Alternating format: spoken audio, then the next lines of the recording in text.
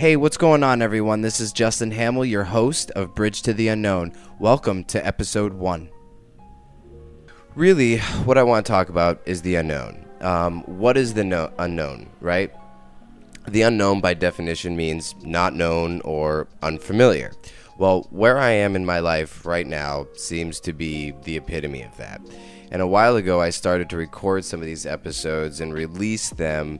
But as I listened to them, I noticed that they were all over the place. And with the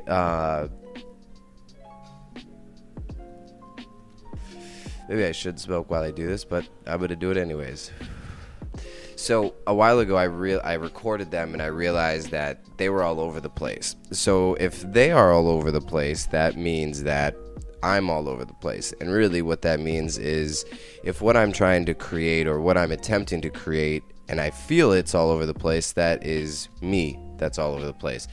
I'm lacking focus. I'm lacking being in unison with my mind, body, and spirit.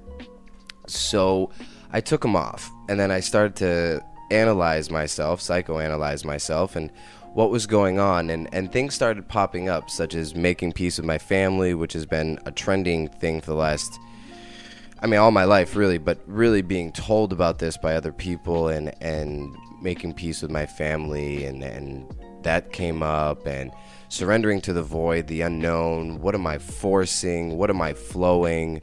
What am I flowing with? And that push and pull, that resistance, that draw, feeling that, especially with the creative stuff, photography, writing, whatever, the flow is really important, and not forcing it, so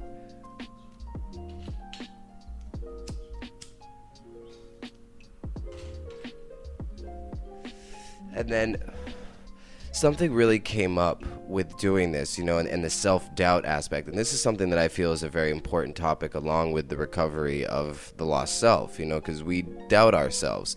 And I think it's partly, a lot of what's been going on in our world. It's like the confidence, you need to have certain things to be confident. You need to have these things. So these are kind of the energies right now in the current parts of my psyche that I've been moving through and facing, dealing with, sitting, feeling these feelings regarding these issues, especially that little voice of my father's when I was a kid. What are you, stupid? That was the thing, and that became my own voice. So my father and mother were a huge part of how I became lost. I'm not putting blame on them, because how can you blame someone really when they're doing things subconsciously? My parents growing up were all about an image, how they wanted to be seen by the people from the outside. We had a nice car, we went to a private Christian school, we had a nice house. It was the total picket fence, comfortable lifestyle, literally, privileged, most would say. I was forced to look a certain way, to listen to certain music, play sports, act a particular way. This was what was expected of me, and I really spent my whole entire childhood rebelling against that and seeking the love and attention that I didn't really receive growing up. And I feel like that defining moment happened when I was about 8 years old. This is something that I had a vision during ayahuasca ceremony, and I was about 10 years old driving with my father to a carpentry job, and I needed to poop. And so I asked my father, I was like, yo, Dad, can you stop? I got to go to number 2. And he was like, no, hold it. I got toilet paper in the truck. We'll be fine. You can go when we get there. And that was just it. I couldn't hold it. So I shat my pants and I was forced to sit in my shit at 8, between 8 and 10 years old in a truck. And,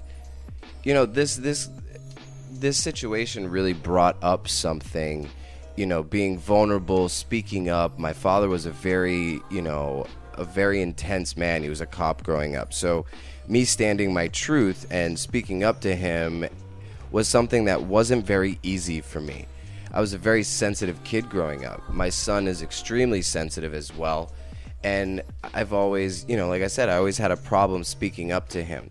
So I did that, and I lacked confidence a lot as a child. I was always afraid and fearful of him. Like I said, he was a very intense man. And this is where I feel my issue with communication, aka lying, rejection, manipulation, lack of self-worth, using people to validate me sexually, creatively, and socially largely came from. Now, my father wasn't my real father. He was my stepfather. But he raised me and adopted me since I was the age of about 4 years old. So I spent my whole life with him, really, and that's what was embedded in me. I didn't know my real father. I didn't meet him until I was about 19 years old. So I spent my entire teenage years and adolescence seeking outside of myself. It made me hyperactive. It made me want to impress people. It brought up all these things as a child that a lot of times no one really noticed. I was just kind of labeled and judged hyperactive. I was put on drugs and all of that stuff. So, this goes really deep, but needless to say, that one moment was very defining for me and sent me down a path of seeking deeply outside of myself for the love that my father never gave me. My mother wasn't really there for me either. She has deeply unhealed issues with her father. Barely knowing him, he hurt her in so many different ways, physically throwing her down the stairs, breaking her back. She had over 13 or 14 different surgeries on her spine, bone removed from her hip, and put in a back brace during high school. Like, it was really traumatic for her. So she, as being married and growing up, she was always in pain. My mom wasn't an alcoholic, wasn't a pill popper. I never saw that aspect of her. But she managed it in different ways, and it came out. So, like, my mom was a yeller, right? So, and it made me become a yeller. And that, I'll get to that, and I can give prime examples of where that was passed on to what I was going with, So I was never really able to truly communicate with what was going on with my parents, ever. They would judge me, label me, punish me, and never really ask the golden question, what is causing Justin to feel this way? Why is he acting this way? So with no room for communication or acceptance or acknowledgement of who I was or who I could become, I was very lost from a very early age. And I can confidently say that's because my parents didn't know their own true selves. So my anger and resentment of not being able to be heard, listened, accepted, liked, needed by my family, loved, that rage and that anger, it grew and it grew. It was more of like a frustration, really. Like, that grew into rage and anger. So I can remember a story when I was in 5th grade. I brought 9mm bullets to school. Like I said, my father was a cop. So he was a Hell's Angel at the time, undercover.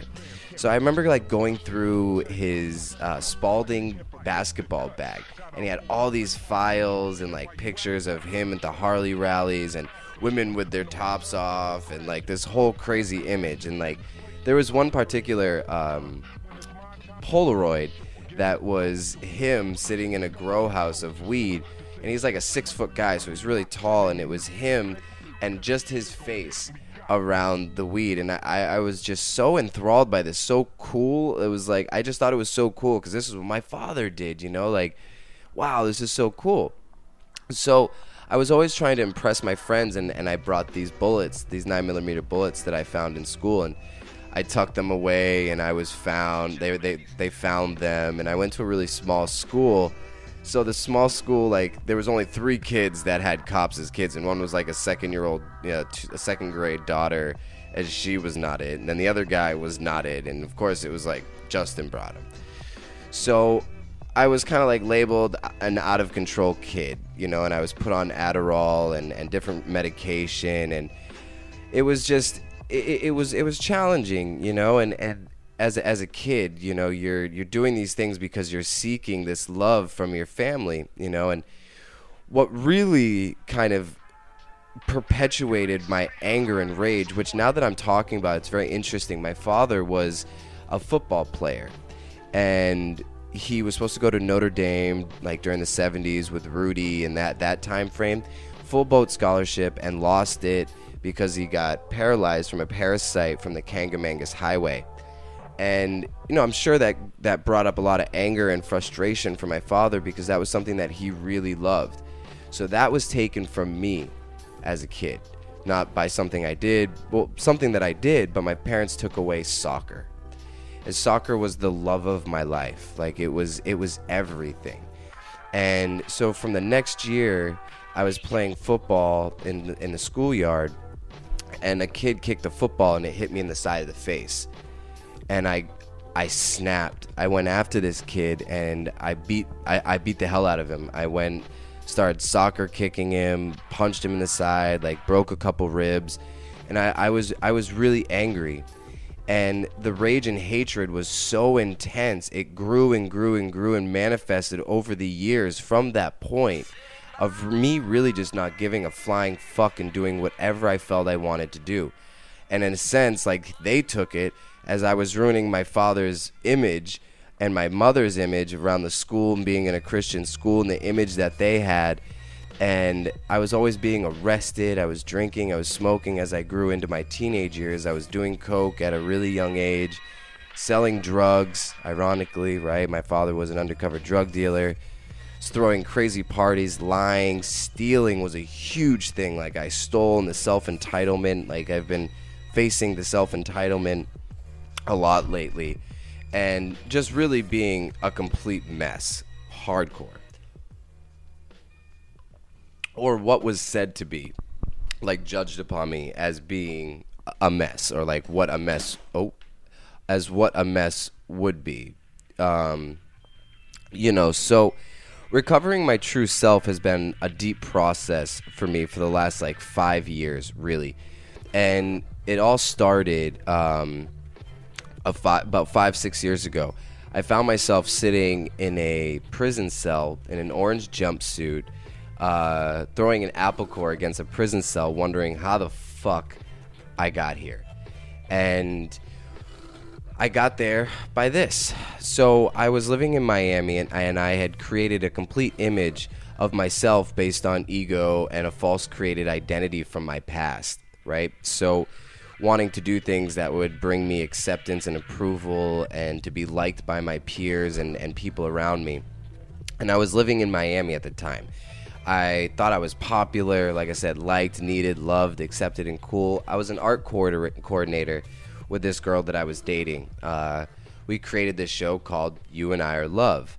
We worked with locally emerging artists, selling tens of thousands of dollars worth of local Miami art, never taking anything for ourselves. It was something that was always given out, like just helping. We want to help, we want to help, we want to do. So we thought we were doing stuff, and we were working with local nonprofits. We had a house donated to us so that we could start working with at-risk youth. But I really started to grow angry, and so did my partner.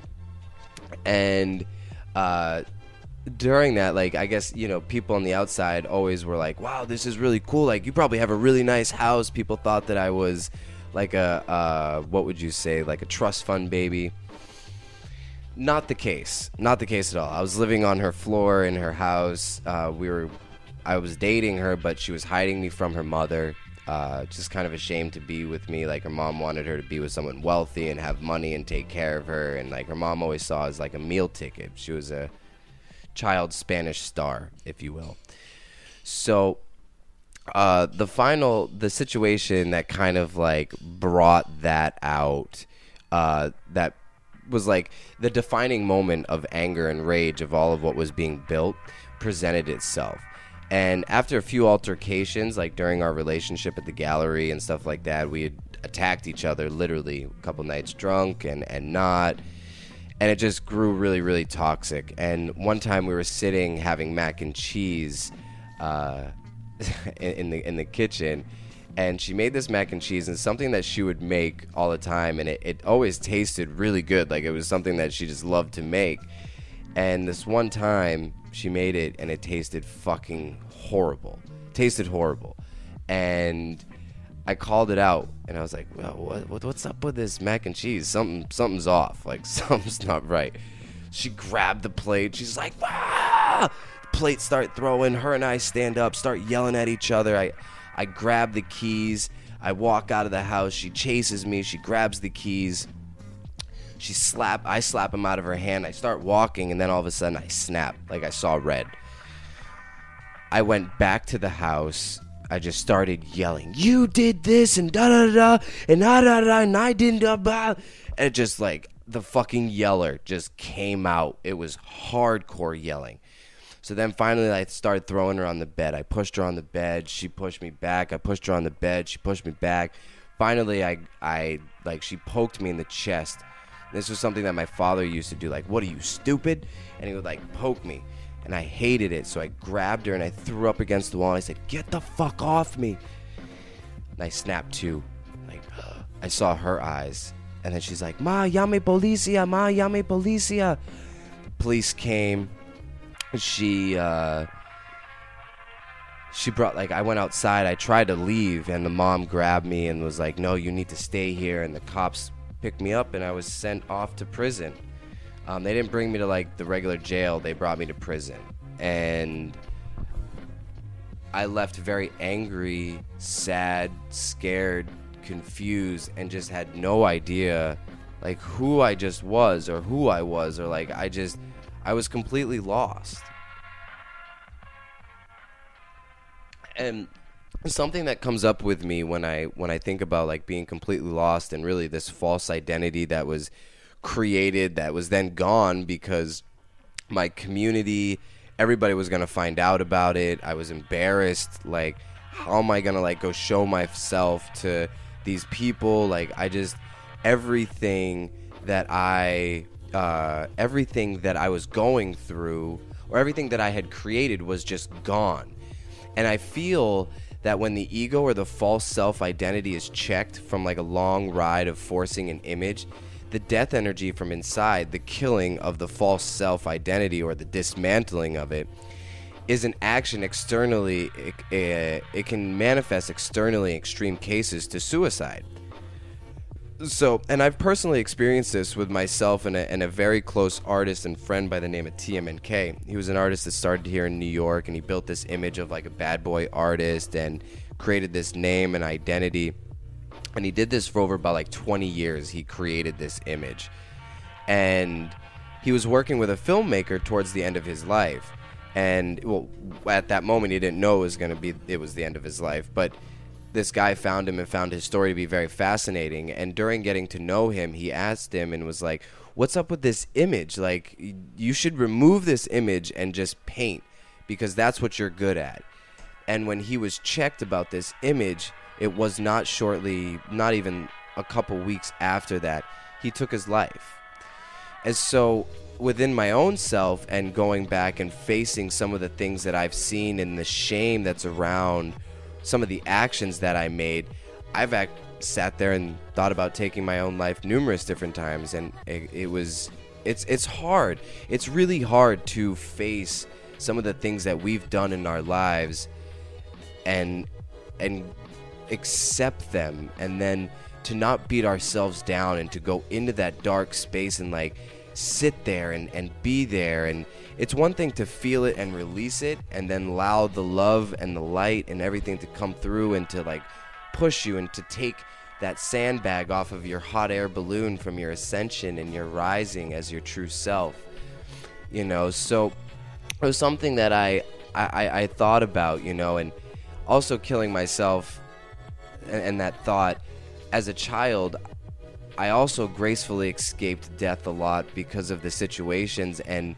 gracefully escaped it during drinking and drugs and all of the stuff that I got in. There was numerous different times where I shouldn't have been alive, you know. And all of this really comes from, with TMNK and myself, of how I was raised as a child, and what was done to me and what was said to me, extreme or not, you know. Like, I wasn't molested or raped as a child or abused physically.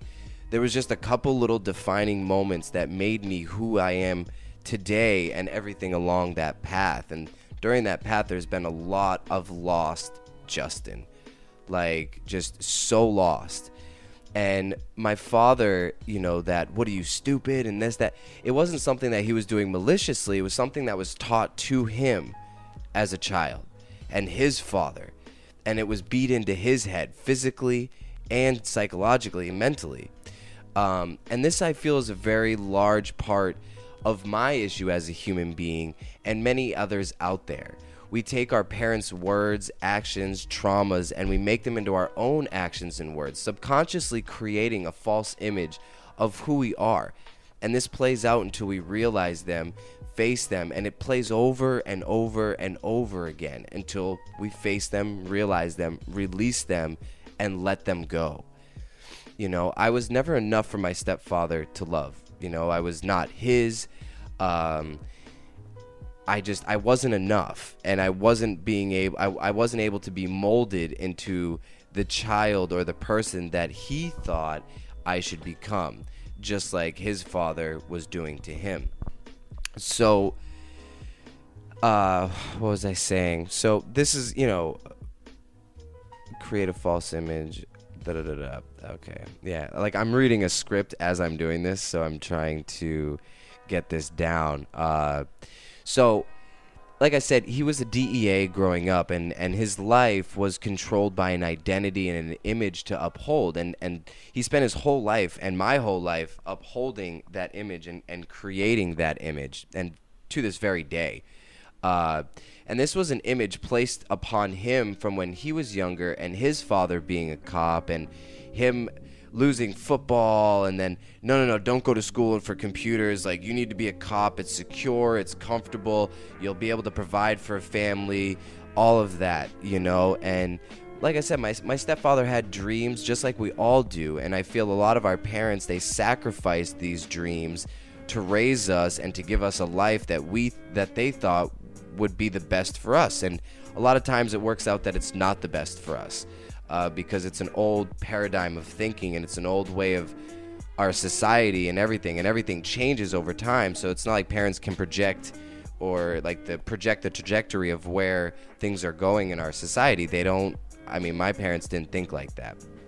So, you know, daddy issues. You know, I have daddy issues. You have daddy issues. We all have them, and it's really it's about not getting caught in the victimization of our parental issues. You know, why did this happen to me? Why did they do this to me? And then you get hatred and anger towards them, and you spend your whole life being hateful and spiteful and resenting your family because of what they did, when we have the ability to be able to change that and to transcend that and to make it into our fire, into our passion, into our creative endeavors, whatever they may be, and be conscious about it and not do it like out of just an expression and not going back and feeling it. So, you know, I feel that it's about overcoming these issues with true understanding that this is the best they can do. Our parents, our society, the people that lead, this is the best that they can do and that they know. So it's like, how can we be angry at someone that is doing the best that they can do? That's it, you know. And so that was a little bit about my father, you know, and my mother, that's a whole nother issue. She's my blood. I came from her. She married, let's call him Tom, right? Because she was looking for security and comfort, as she could not get that from what was then to be said, my abusive, neglective, Colombian, or actually Bolivian father. I was told I was Bolivian my entire life. My mom had no idea my background, where I came from. And I met my father when I was 19 years old for the very first time, and found out that I was actually Colombian. Like, what the fuck? My whole life is a lie, Mom. My whole life is a lie. Like, how could you do this? Like, what, just all Spanish people look alike, I guess, Mom? Like, what? So she made a choice to give up her life of dreams and passions and photography and ice skating, and because of her back issues and what her father did to her, you know. But her mother knew that he wasn't the right person. But in a sense, right or wrong, it led her down a path. So in the sense that everything kind of works out the way that it should. So maybe it was the right thing. But my Nana in that time was like, no, Steve isn't the right one, and begged her not to marry, I fucked up, Steve.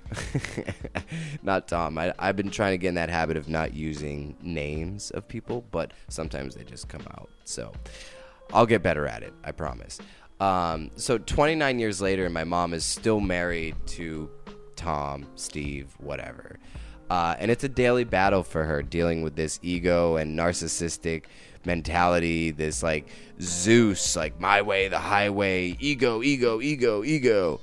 And it really makes me think about the mother-father figure of society. And like, even before I came in, like everything that they were going through, it was like I was destined to go through this issue of dismantling these false images that were placed upon me as a child and were created since I was a child.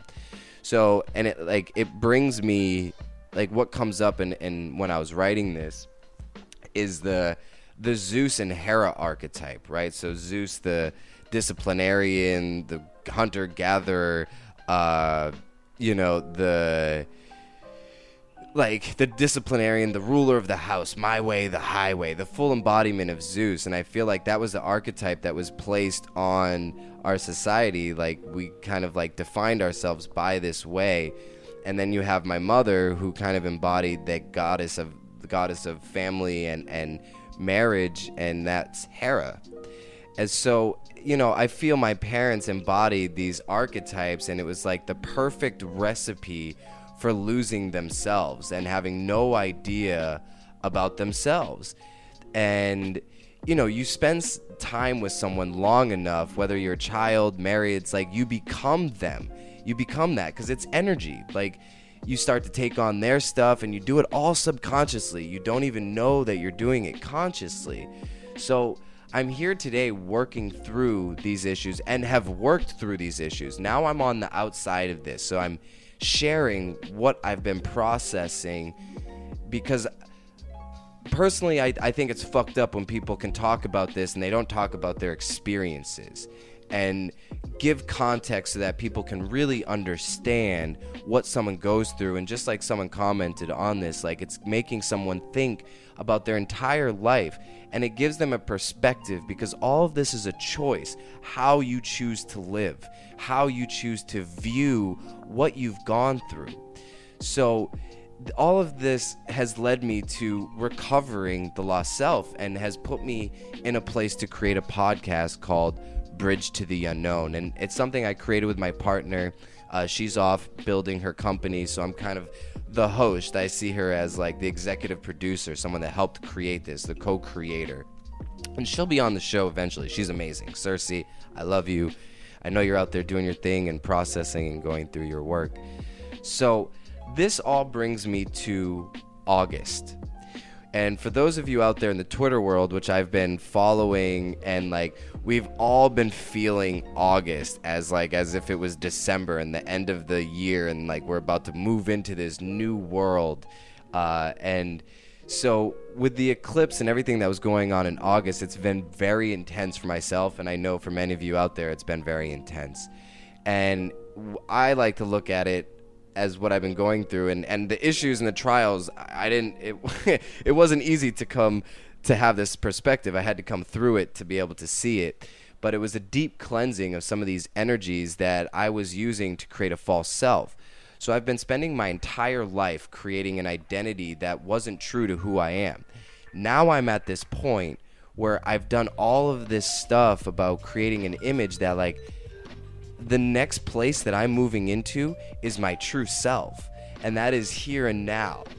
That is what I'm doing now, recording this podcast, talking to you. This is, I'm moving into my true self, and this is where my heart is. And so I want to talk about, like I said, August. And I had moved to New York about 4 years ago, and I had bought a camera. It was a Canon. It was kind of like, I guess, a piece of shit. It wasn't really a piece of shit, but it wasn't enough. And so I went and bought a Sony A7 II or something like that. That wasn't enough. So then I bought another camera, an A7R II. Spent about $4,000 with all the equipment, everything. You know, I needed more, and I needed a cooler camera. Maybe people will respect me more because I have a better camera, and it'll make me a better photographer, and all of this stuff. And I can think about the numerous times when I would go and want to shoot and this, that, and the other, that how I forced it. It was really something that was forced, and I wasn't flowing. And like I was saying, I feel in finding my true conscious creator, that really feeling the flow and the forcing is something to be mindful of. So I recently went to one of my favorite spots, the Far Rockaway Beach around 67. It's super pretty, and if you're from New York or wherever, that it's a really beautiful place when it's desolate and no one's out there. I was feeling heavy emotions of uncertainty, resistance to surrendering to this process and the unknown, and having no idea what's going to go on, and releasing that control and that desire to have control, and making peace with my father and my mother, feeling emotions of being unlovable, unlikable, not enough for my father. It was just really heavy.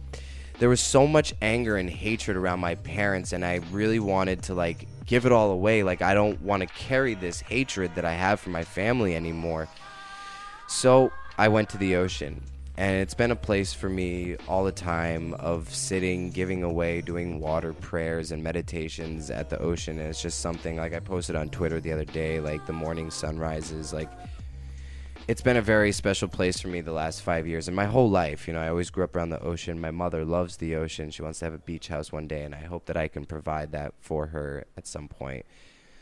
But I brought my camera with me, and I, wanted to see if I could try to connect my emotions with it, but I wasn't really feeling creative, and I forced myself to kind of get present with it. So I started filming the waves crashing with my gimbal, and like the shells falling down, and the waves and the people, and I still haven't looked at the footage, because it hurt, but I turned my back to the ocean for just a second, literally just a second, and the waves crashed up against my feet, splashing in between my legs and destroying my camera, splashing my camera, and I lost what I was using to create an identity, something that I do love. I don't get me wrong, I love the camera, and it's something that will always be part of me, and I will make a movie one day with a camera, and I will do this stuff with a camera, but I lost it, and this camera was how I was expressing myself. One of the ways I was seeing and sharing the world, like how I wanted to share the world that I was seeing, and this stuff, and I took it as, in that moment, like there was this release almost, and this has happened to me a couple times, this feelings of release, right? Like I was working a nice corporate job here in Times Square.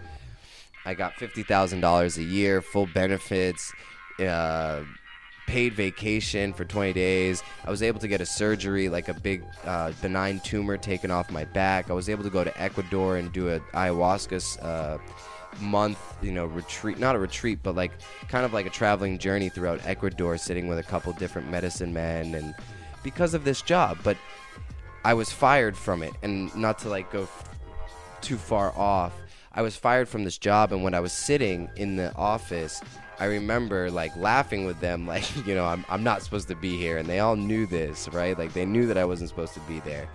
The weight was lifted off my shoulder, and sure enough, the after effect of that feeling, the job being taken from you, the security and comfort, it was really hard. Like I went into a really heavy depression, wanted to take my life because I never thought that I would make it without the security and comfort of a job. And that similar feeling of when I lost my camera, right? Like in that split moment, it's like, oh, okay.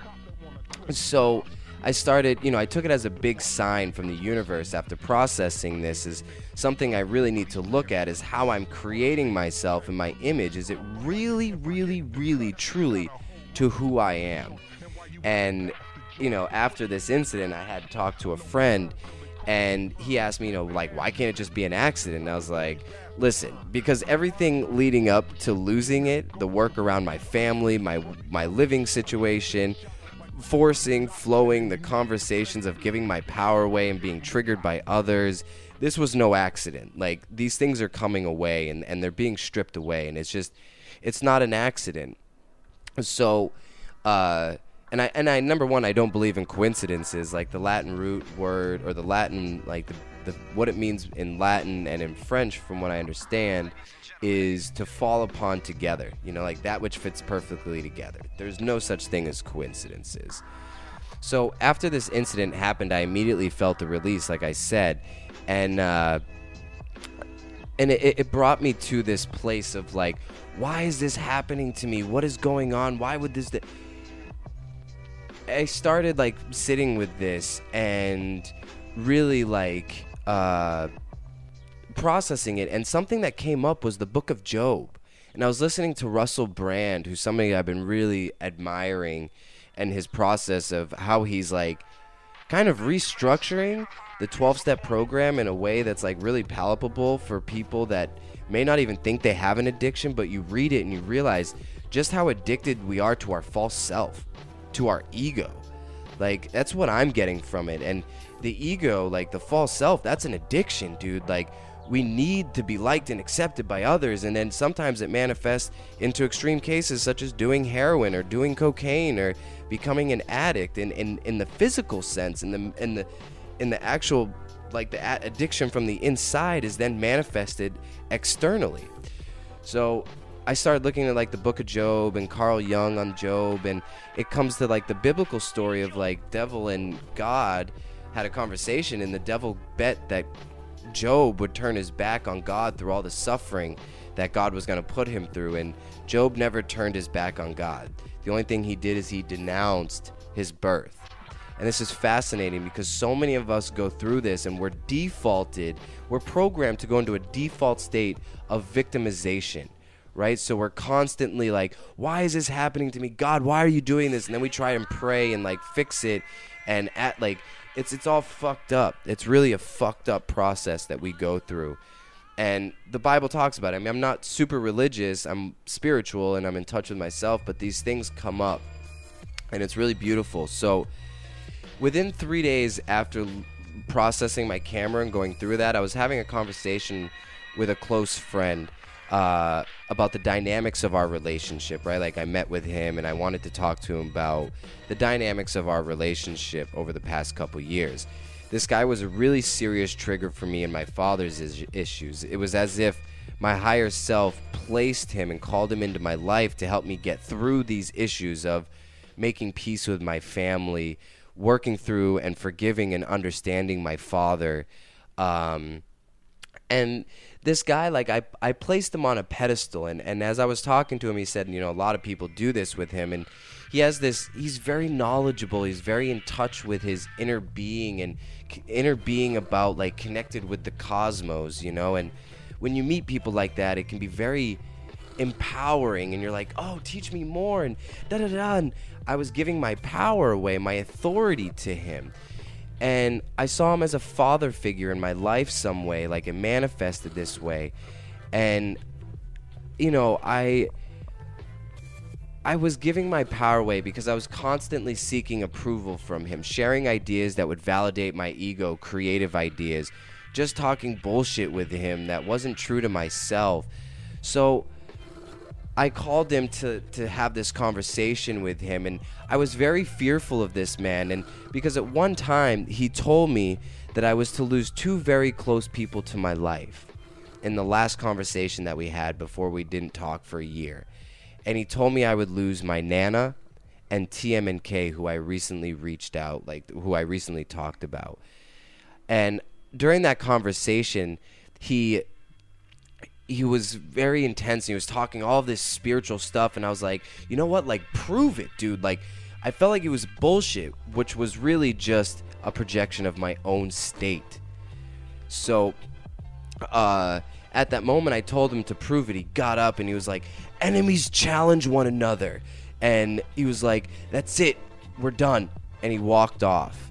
And a year passed, and that brings me to the moment of wanting to talk about our relationship and the dynamic and the things that I had understood that I was doing with this man.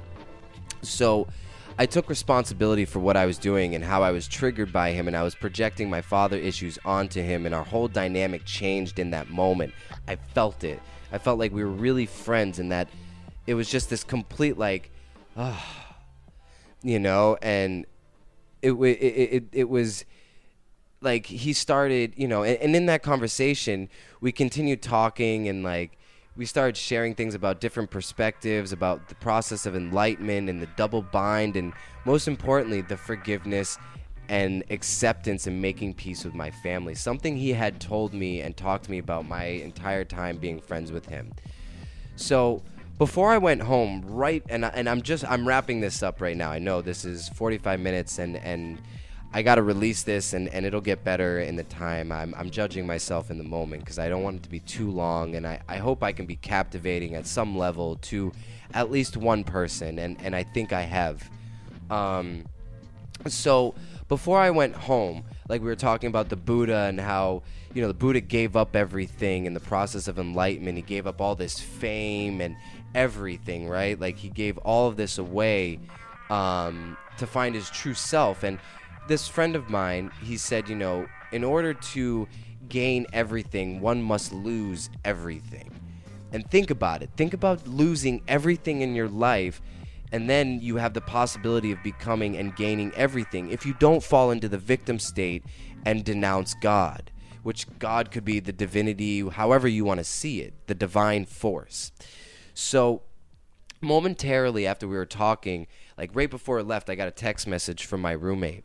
And my landlord, who didn't live there, but he was in town, and he was like, bro, we got to talk. And I was like, okay, we all know when we get the we got to talk, it's never good. No matter what circumstance, it's never, ever, ever good. So I said my goodbyes to my friend, gave him a hug, and told me I needed to go to Vipassana, which I'm going to on the 13th or the 19th through the 30th of this month. So I said my goodbyes and I headed home, which was right down the street, literally a block. Like I met this man a block from my house at a coffee shop. Crazy. So I walk home and I walk in and I went to see my landlord and he's cleaning out my studio. He's like, you got to be out the next day. He's like, you got to be out tomorrow. I'm like, what the fuck? I'm like, you can't do this, dude. Like you can't just kick someone out of a house in New York City that's been here for 4 years and just tell them they got to be out the next day. So I had fucking like almost attacked him, and I just, because like something that I had created, my structure, my security, my comfort, my home was being taken from me. And it's like, why is this being taken from me? Like, who are you to do this? You can't do this. Started attacking. Finally, I caught myself and I was like, okay, Justin, like this is meant to happen. I even went back to him. I was like, thank you. Thank you for doing this. This is helpful. I know this is what needs to happen. So he then told me, he's like, no one even wants you in the apartment anymore. And I was just kind of like I said, I lost my cool, and I was just like, wow, this is happening, so okay, we have a choice on how we view this. We have a choice. Me have a choice in how I see this. And I asked him for a couple days, and I reached out to the friend that I'm staying at her place now. Thank God, Courtney, I love you. Thank you so much for giving me this opportunity. I reached out to her, and she allowed me. She said that I could stay at her place, but I still wanted to hold on to the place that I had. So during the time that I stayed, the last few days at my place, I went into like contemplation, aka meditation, and I realized why my landlord was so upset. He told me before I moved in to never touch anything in his place. And he was an artist, and he had a studio full of amazing, cool stuff. Books, stickers, paint, all sorts of stuff. And I was constantly taking that stuff. And I didn't ask for it. I would just go in, I would grab like a cool jacket and wear it. And I'd be lying if I said that I was going to give it back, honestly. Like, if I would have left and moved out before he'd gotten there, I would have taken those things. But I noticed that some of the things that I had that weren't mine, that were his, he came into my room and found them and took them. And so he, not being a communicator like I am, just got pissed off and fucking told me I needed to leave. And it's funny because I think about a story when I first met him, because he was a friend of mine in Miami. He told me about another friend of his who was wearing a shirt of his after he was at his house, and he kind of like stole the shirt, just kind of grabbing it, and like wearing the shirt, and that guy got super pissed off. And I even remember that conversation when I was in like meditation thinking about this, And So I just started grabbing all this stuff, and I realized that, holy shit, like my being a kid and going back into how much I used to steal and like the fucked up shit I used to do with no regard for anyone else and no one else's space had manifested into me losing my house. Like, I caused that. Like, I caused it by my actions subconsciously. Like, I was consciously taking these things, but like, I didn't think of the repercussions. I didn't think that he would come home and find these things and just show up and get pissed off and kick me out of my fucking house. And then I realized, oh my God, I've been like using my roommate's foods and she's been using my foods, and like she was pissed off and I was pissed off, and it was like this whole thing of lack of communication, of just grabbing and stealing things that weren't mine. So a few days before I had to pack up, right, I was on my way and I'd kind of faced this and accepted that I needed to do this. I wrote my father a letter about how I was treated as a kid and how I felt. And this was the third draft. The first two were very angry, and something about the third one just flowed because that friend of mine in that conversation said something to me. And he said to me, your father and mother, this is the best they can do. And it sunk in. I was just like, whoa, you know, like this, like how can I expect them to change? I can have imagination of wanting to bring my parents to ayahuasca ceremony and to share this path of healing with them and not be closed off to it. But in this moment, this is the best that they can do. And so I contemplated this for a few days, and the letter came. Texting my father the letter that I wrote, my mom was like, this is beautiful, you need to send it to him. So he texted me back, he's like, let's talk tomorrow. So we did. I was on my way home from working, and I was talking, and you know, I was really, I could feel myself not wanting to talk to my father and wanting to distract that, but I did, and I was really fearful of him, you know, and scared. And I remember being like shaking and like nervous and not wanting to be reactive and like breathing in that, because I feel like with that anger and hatred, we can be so reactive and want to like lash out. So, you know, I was talking to my father, and he didn't really take any responsibility for anything, like, you know, no apology, nothing, but he listened, and he said that, you know, he said something to me, and he was like, you know, it was beat into me and my father, it was beat into me and my father and my father's father that when you have a family, you need to provide for them and you need to give them this life. And it was beat into him, and I started crying. People, like, I started like bawling because I had this thought like, wow, I felt so bad because he had something beat into him physically and mentally. No one deserves to have anything beat and into them. No one. We don't deserve this, and this is what our world does. I was like, how, you know, it's just it made me feel so bad for him. It really did. And how could I be angry and hate him so much when it was something that was taught and forced upon him? I can't, knowing the work of my own process. And so we ended the conversation agreeing that we need to talk more and that the door's always open for me to go home and have this conversation. And I'll take that offer when the time's right. And in this very moment, I don't feel anger and hatred towards my father anymore.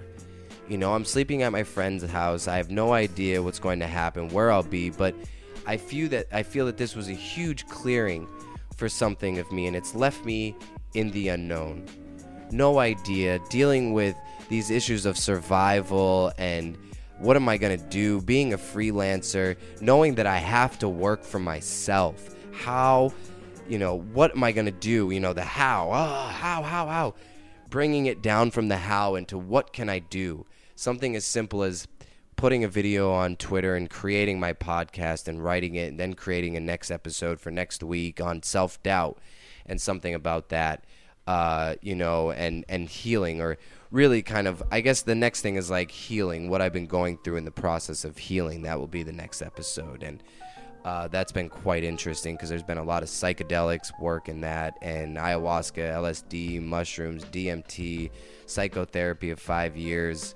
There's been a lot that's pushed me through the path of healing to where I can be confident in myself to do this now. So yeah, so in closing of my first episode, so we're about to hit an hour. Not bad. Not bad. I'm happy with that. Like, it'll get better. So I want to talk about what I want this to become and what we would like this to become. And Cersei and I, my partner, you know, and I want to take the journey that I have been on along with others and kind of expose it in a sense of exposing our vulnerability, being able to share our stories and create a space that people can share their stories that will be inspiring to other people and hear the experiences of what people are going through. And, you know, I feel people around our age and younger and older, we're going through this process, and I feel that it's needed to be able to have these conversations. Male, women, white, black, Asian, Spanish, whatever, we're all going through an immense amount of trauma. And it leads us to this place of the unknown, and I feel like this podcast can be a bridge to that so that we don't get caught in the self-loathing, the shame, the guilt, the anger, the darkness, because for myself, I'm very hard on myself. So when I see these darkness, I can tend to stay there and not allow the light and love to come through. I was sitting with a friend last night and really had that moment of clarity that, like, I tend to go back and want to, like, the darkness, you know, like, we got to face this, and really it's like, okay, like, yes, you see it, feel it, release it, allow the light to come through. You don't have to stay there. I don't have to stay there. And this is like a message to myself because this is something that just happened last night. So I want to discuss the topics all along the journey of recovering our lost selves, including addiction, self-doubt, suicide, abuse, overcoming the low frequency energies of our society, feeling the disgust and hatred of who our people have become, our leaders, creating a space to be able to understand and accept what's going on, and not in a passive way, but knowing that the only way to change the system is by not feeding it, not going on Facebook and feeding the system that engulfs movements and absorbs movements like Occupy Wall Street, the thing in Egypt, like all of these things, like it absorbs it now. So we have to send people that have gone through this work. It's our job it's our job to share, you know, but we have to go through it to share. It's so easy to read a book and to read a podcast and everything and then just to share that information, but really we need to incarnate it, and it's scary. And it, like I said, it leads you to the unknown. So, you know, those are kind of some of the things that I want to talk about, along with healing. Like, what have people been doing to heal this and to face it? Whether it's ayahuasca, whether it's San Pedro, peyote, hape, plant-based medicines, mushrooms, LSD, DMT, Molly, ecstasy, all of these things that are helping people. So, and it is an easy task to take on this healing, you know. Facing yourself truly and honestly is hard, but we can do it with love and compassion and humor at the same time. We can add these elements to it and create a beautiful dish, you know, a beautiful dish of food and love and nourishment. So I want to give the world a place that can create a bridge for the unknown, so people aren't afraid of their truest power. You know, this journey is not that serious, but we often, and myself included, make it way harder than it needs to be. Pressures by our family and society are really taking a heavy toll on people in our world. They're wanting to commit suicide, and then the rates are up, and white male suicide is up. You know, no one wants to talk about the issues of the white male and what we're going through and all of this stuff, and not to discredit what African Americans have gone through. We've all gone through our traumas, and we need to stop separating this and creating hatred and all of this, and you see what's going on in our politics. You see the truth, like it's right in front of us. So literally being in the void right now as we speak, as I'm creating this, everything I can imagine shy of like like literally being in the void as we speak right now, I can imagine shy of a masturbation marathon to distract myself from wanting to finish this, right? Like, I've done everything to try and distract myself from not doing this, and that means that I need to do this. I must do this, and what I want to say in closing is what we're striving to make happen with this podcast, like I said, is a place to tell stories and to laugh about it, and one's truth and redemption, trauma with love, creating a sacred space for people to come together, open up, and share what they have gone through. So maybe someone else out there can hear it and be impacted, and can connect with us, like, hit me up on Twitter, hit me up on my email, bridgetotheunknown with a 2 at gmail.com. I'm also on Instagram, but I don't know if I'm going to go on Instagram and Facebook. Facebook is done. Instagram, I deleted my personal account, all of it. Like, I'm done feeding that beast. There's something about Twitter that I like, and I'm going to trust that feeling. Never know who watches it, what goes on, etc., etc. So the goal is to share the stories of fellow friends, artists, colleagues, people further down the road that have experience in healing modalities and practitioners.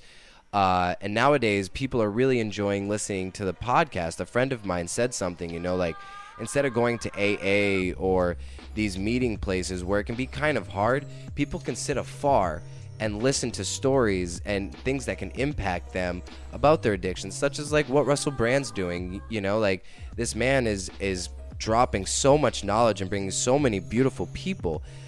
I want to take it kind of like a step, not below, but bring it to the person-to-person level, so that what these people are saying on the higher level, we can kind of have the conversations on how we integrate this knowledge that he's bringing and apply it to our life so that we can embrace the void and forgive and learn to forgive ourselves, because the only reason the Matrix exists outside is because it exists inside.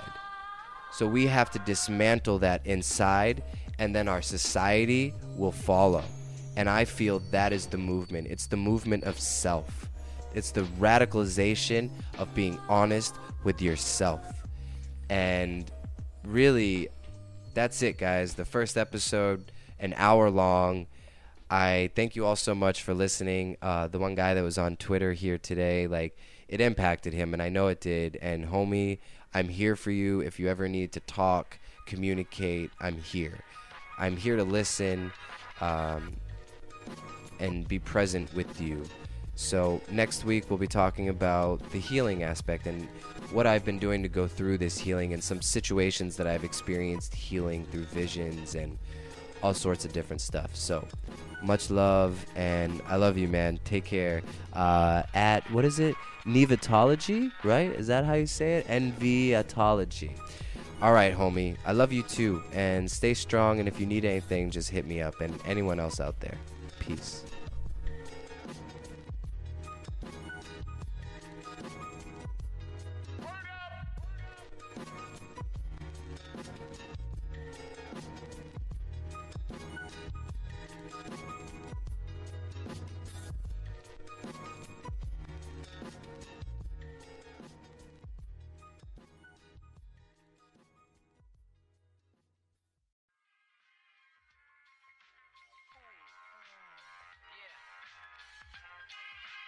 That's right.